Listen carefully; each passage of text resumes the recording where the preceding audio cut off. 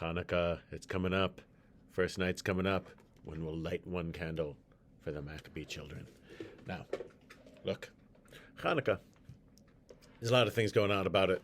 The core story, of course, is that of the Maccabees triumphing, and some people accuse, with some justification, that the Maccabees were religious extremists and maybe we shouldn't be celebrating them so much. I understand the charge. There's some reasonableness to it. But at the same time, I don't know if religious extremism is really the same box in the time and place the Maccabees are living as we think of today.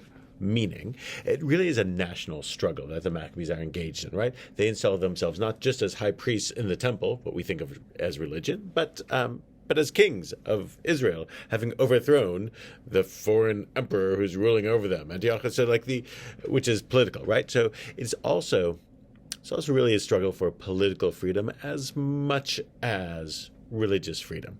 That's thing one. Thing two is, I'm not convinced they were total extremists the way some paint them to be. One of the most famous instances in the book of Maccabees that one can read about is that the Maccabees, in fighting with the Syrian Greeks, were attacked deliberately on Shabbat, and they got slaughtered because it was Shabbat, and they were resting.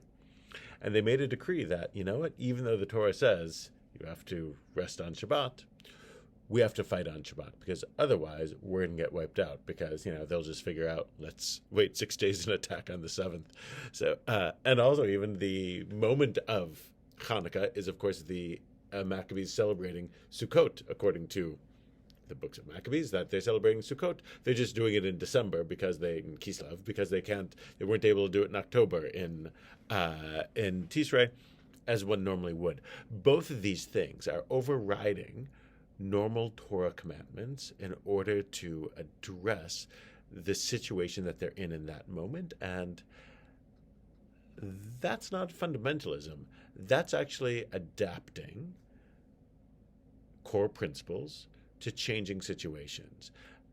That balance of wanting to double down on your identity, wanting to double down on continuing the core parts of your tradition while adapting to the situations that you find in any given moment, that's actually a good principle to have. Not the wholesale assimilation that the Maccabees' opponents seem to be advocating. Not fundamentalism, meaning we're always going to do this and we're never going to change. But rather trying to seek some level of balance.